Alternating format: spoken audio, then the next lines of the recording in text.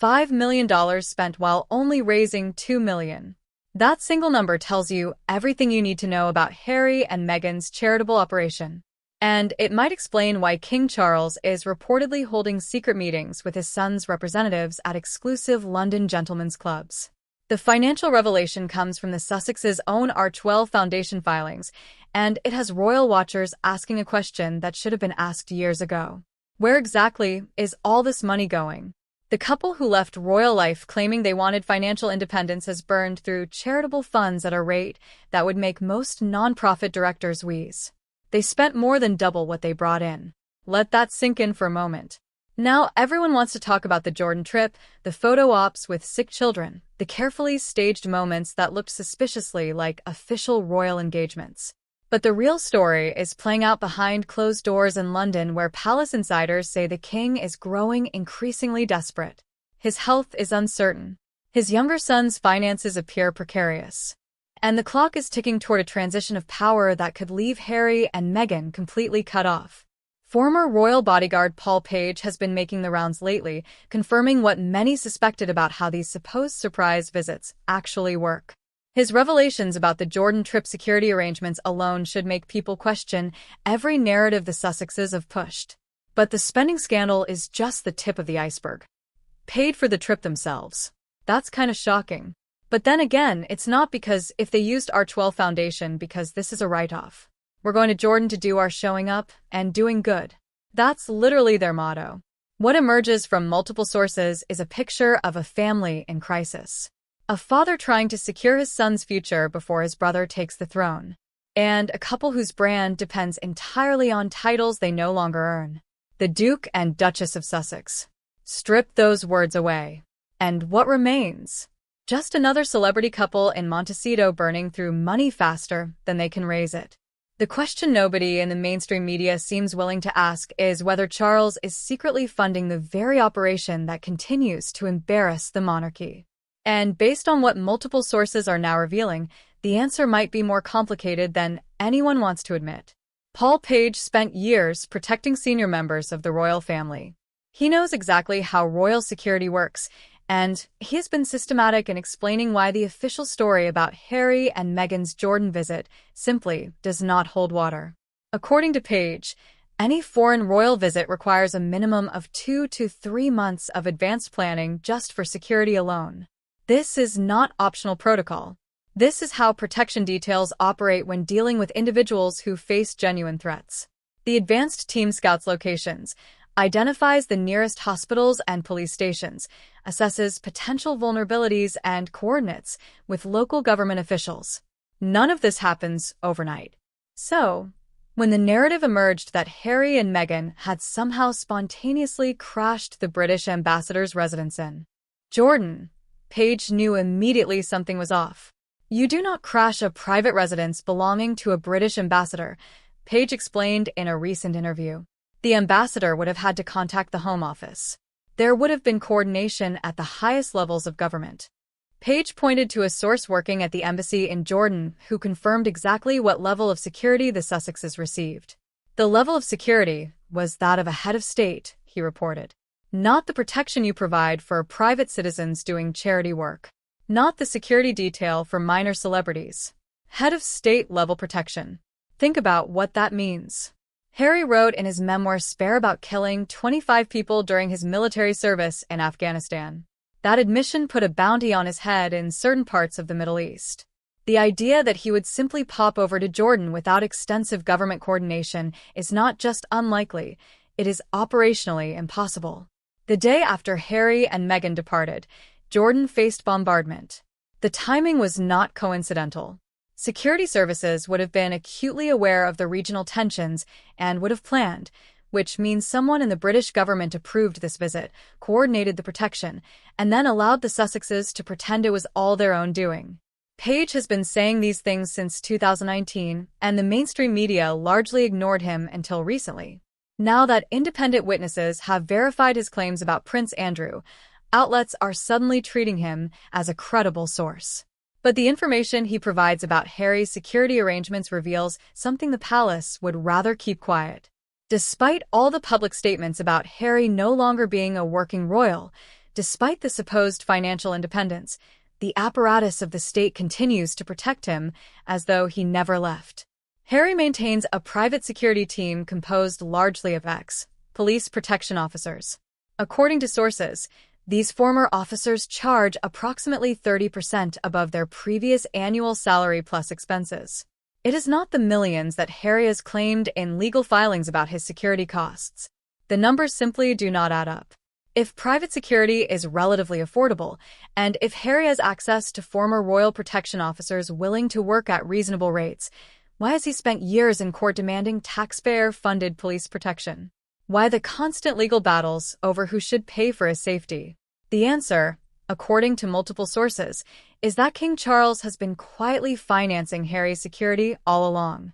The public statements about Harry needing to fund his own protection appear to be theater.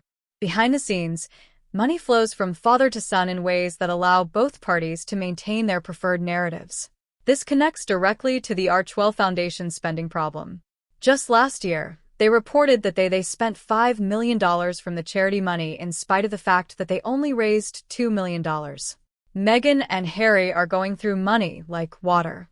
If Harry and Meghan spent over $5 million from charity funds while only raising $2 million, where did the additional $3 million come from? Charitable organizations cannot simply operate at a loss indefinitely. Someone is covering the shortfall. Page puts it plainly. Harry doesn't want to pay for security because he doesn't have to. The arrangement suits everyone involved.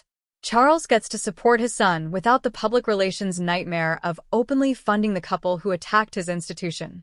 Harry gets to claim he left royal life behind while still enjoying its protections.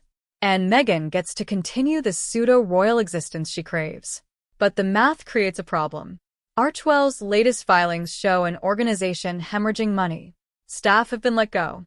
The foundation has been quietly rebranded. James Hull, their longest-serving staffer, announced his departure in December. Only one employee remains, and she works on a consultant basis rather than full-time. So when Harry and Meghan flew to Jordan ostensibly to see where their charitable donations went, they were basically touring the results of other people's generosity. The $500,000 Archewell announced in donations last September to projects supporting injured children from Gaza and Ukraine came from funds donated to their foundation. They did not earn that money. They redistributed it while taking credit for the giving. They're out of cash. This is all smoke and mirrors. They've been forced to downsize the staff, as was costing them too much. The Jordan trip gave the Sussexes an opportunity to see where their funding had gone, according to one insider. But another source cut through the spin. They are just gracing people with their presence. That is the elephant in the room. They have no more money to give.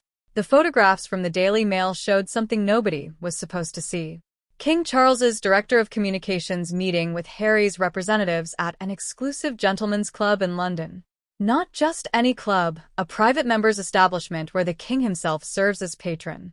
The location was deliberate. The photographs were almost certainly approved. Royal communications do not happen by accident. When images emerged from inside a private members' club showing palace officials in conversation with Sussex representatives, someone wanted that story out. The question is why? According to sources close to the situation, these meetings have been happening regularly for months. The photograph summit was not an isolated incident, but part of an ongoing dialogue between father and son conducted through intermediaries. Charles is not simply hoping for reconciliation. He is actively working toward it with an urgency that suggests he believes time is running out. The king is desperate. One source explained, he fears that once William takes power, all aid to Prince Harry and Meghan will be done. They will literally have to fend for themselves. This framing explains the apparent contradiction between public distance and private engagement. Officially, the palace maintains its position. Harry is not a working royal. The Sussexes must fund their own lives. The institution cannot be seen propping up people who continue to profit from attacking it. Unofficially, Charles appears to be doing everything possible to secure his younger son's future before the transition of power makes such support impossible. The leaked photographs serve a purpose. They signal to Harry that reconciliation remains possible while signaling to the public that dialogue continues. But the staging reveals something else. Charles wants credit for trying. If the relationship never heals, he wants history to show that he extended every possible olive branch. The photographs create a record of good faith effort. Sources describe William's position in stark terms.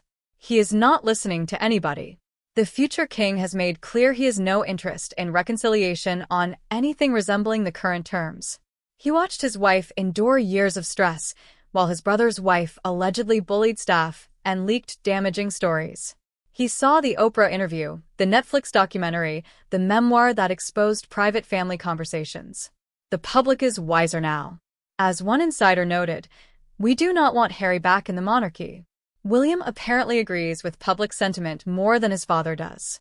This creates an impossible situation for Charles. His instinct as a father pulls him toward reconciliation. His duty as monarch should prioritize the institution's stability and public confidence. These impulses are increasingly difficult to reconcile. Now, page 6, understand this. This is some of juicy stuff here. The pair flew commercial, not by private jet. Interesting one. If that's true, I'm sure they did not enjoy that. They were probably still first class. But do you believe that? Meanwhile, Prince William continues to function as monarch and everything but title. Palace insiders describe him as already king, unofficially. The institution is preparing. Emotionally, even if the paperwork has not caught up yet. William wanted Andrew removed from the line of succession last year. He was frustrated by the delay in addressing the crisis that now consumes royal coverage. While Charles sought to protect his brother, William understood that decisive action would serve the monarchy better than familial loyalty. The same active appears to be playing out with Harry. Charles seeks accommodation. William sees only liability. Saturday Night Live captured the public mood with brutal efficiency. The setup was simple enough. A joke about Prince Andrew's arrest and potential exclusion from succession. The punchline landed like a hammer. The royal family said the only way he can become king is if it comes down to either him or Meghan. The studio audience groaned before they laughed.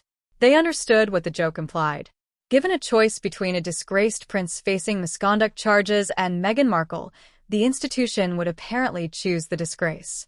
That assessment might be harsh, but it reflects something real about how far the Duchess of Sussex has fallen in public estimation.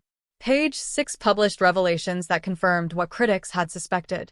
The Archewell Foundation has basically shuttered. Nearly all staffers have been let go.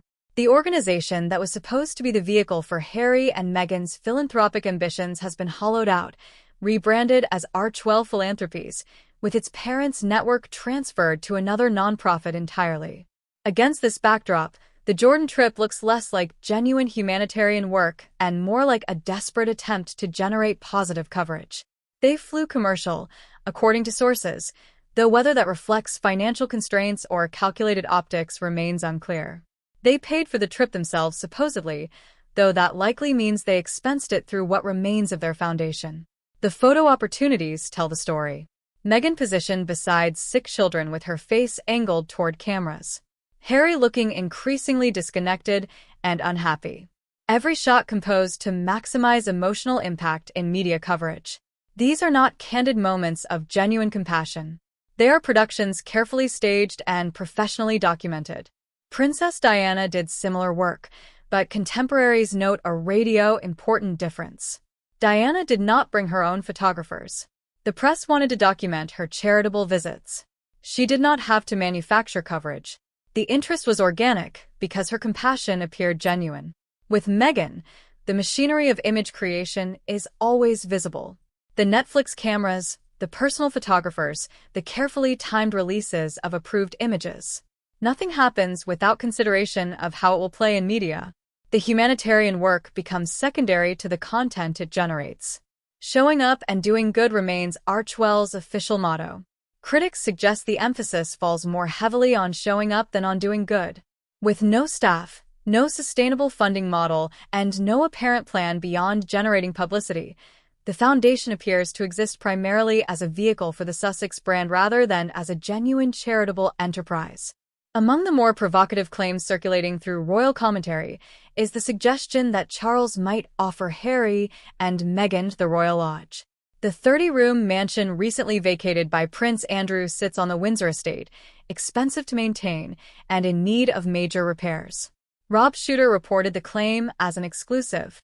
A royal insider supposedly told him that Charles wants unity and that offering Harry a major Windsor property would send a powerful message that the door is still open. Neil Sean immediately countered with intelligence from his own sources. This story is 100% not true. He stated flatly, "The idea that the king would install Harry and Meghan on the same estate where William and Catherine now reside defies basic logic. William and Catherine do not want to bump into Lamar, and the younger brother Sean explained using the nickname that certain royal watchers have adopted for Meghan. It simply would not work." The competing narratives reveal something about how Sussex PR operates. Positive stories get planted in sympathetic outlets, creating headlines that establish facts on the ground, even when those facts are questionable. By the time denials emerge, the original story has already shaped public perception. Sean pointed to the source of the Royal Lodge story. "This is Meghan talking." He said her team floats ideas through friendly journalists, testing public reaction and creating negotiating use. If the story gains traction, it suggests public appetite for reconciliation. If it falls flat, nothing is lost. But the strategic leaking has diminishing returns.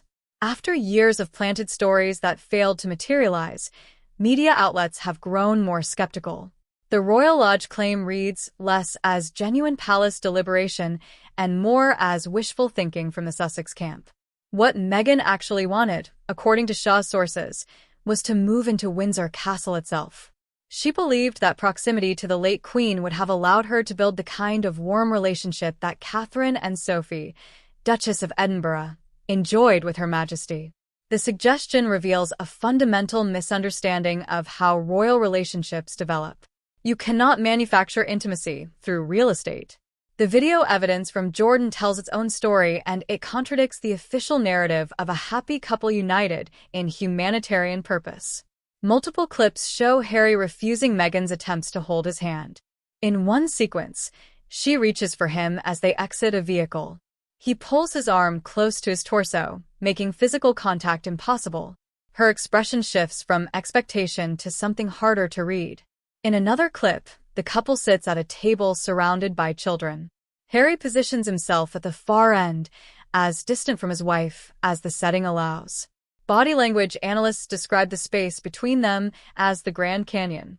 His posture angles away from her. He makes no effort to close the distance. These are not isolated frames. They represent a pattern visible across multiple events and settings. The tactile touchy-feely couple from the early days of their relationship has disappeared, where they once could not keep their hands off each other. Now they seem to actively avoid contact. Nancy Sidley from the Sidley twins documented multiple instances of what she called Harry scarfing Meghan. The vernacular might be informal, but the observation carries weight. Something has changed in how these two people occupy shared space. The Daily Mail's choice of promotional image for their Jordan coverage said everything. Harry's head down, Meghan looking at him without smiling, both appearing as though their faces have been slapped with a wet fish. Not the imagery you would expect from a publication trying to sell a love story. Body language analysis carries inherent limitations. We cannot know what people feel from how they position their bodies, but patterns matter, and the pattern from Jordan suggests a couple enduring obligations rather than enjoying partnership. Multiple sources now indicate that Charles may hand the throne to William within the next 12 months, with health cited as the formal explanation. A senior courtier reportedly confirmed that the transition will look measured and dignified. Health provides the most unassailable explanation. This timeline transforms every current royal story. If Charles believes he has roughly a year to shape his legacy, his urgency around Harry makes more sense. He wants the brothers to reconcile publicly in his lifetime. He does not want to repeat the pattern of George V, VI, and the abdicating Edward VII, who never made amends in public view. The problem is trust. Neither Harry nor Meghan can be trusted after everything they have leaked.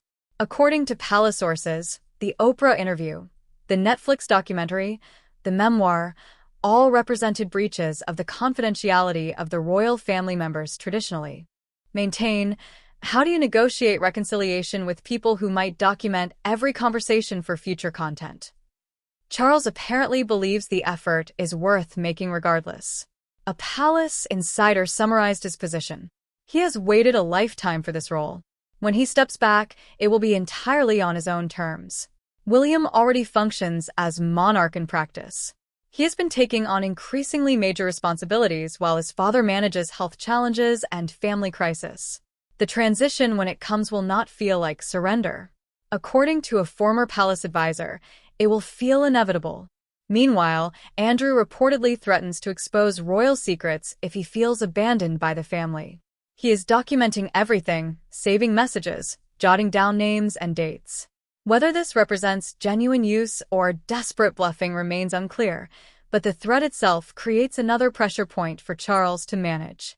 The monarchy survives because it adapts before it has to. One advisor noted, if there is a handover, it will come from a position of apparent strength rather than crisis. But the family may have waited too long to act decisively. The charitable numbers tell a damning story. 5 million spent against 2 million raised means Archewell operated at a deficit of $3 million in a single reporting period. That shortfall has to come from somewhere. One possibility is that the Sussexes dipped into their Netflix and Spotify earnings to cover foundation expenses.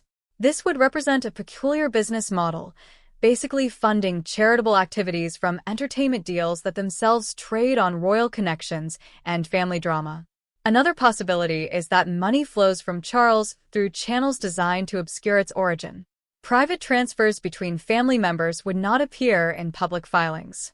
If the king has been quietly supporting his son, the foundation deficits might simply reflect Harry and Meghan spending money that was never legitimately theirs to begin with.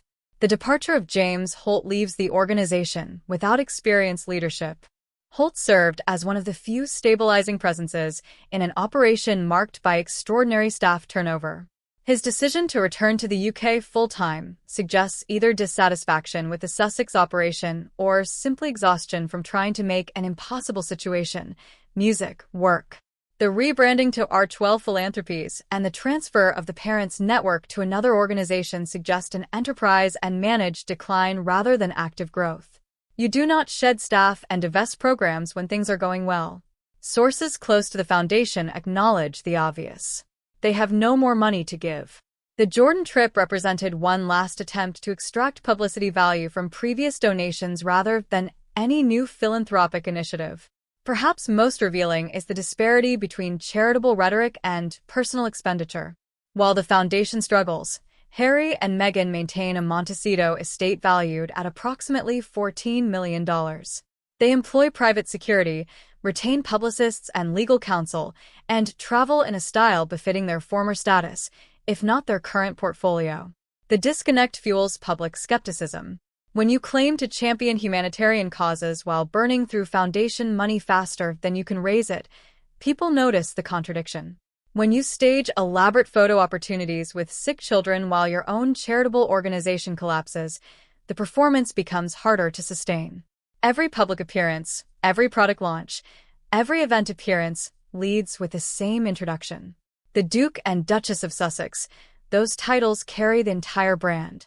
Without them, Harry becomes the arranged second son of the British king. Meghan becomes a former television actress with a failed lifestyle brand.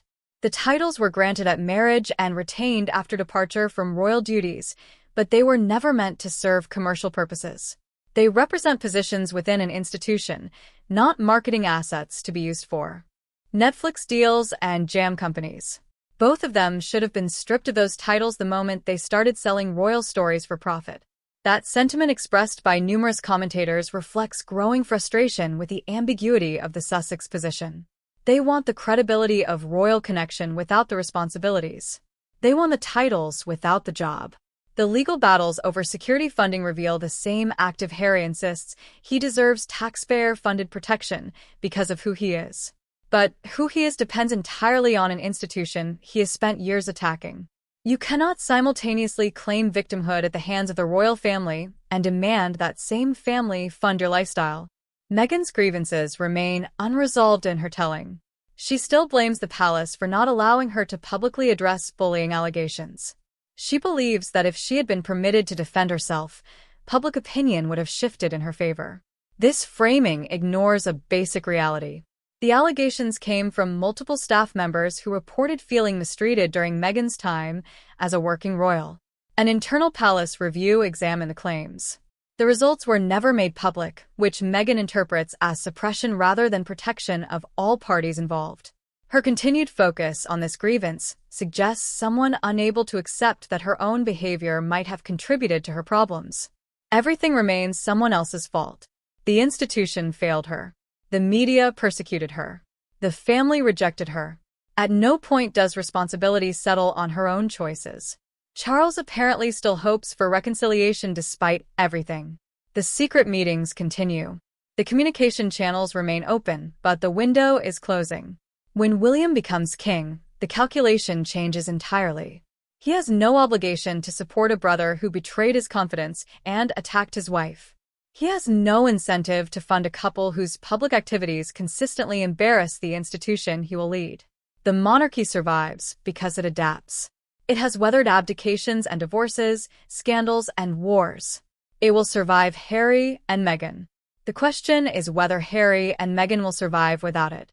5 million spent, 2 million raised, a foundation in collapse, a marriage showing visible strain, secret meetings that produce no visible progress, photo opportunities that generate mockery rather than sympathy. The numbers do not lie, even when the press releases do.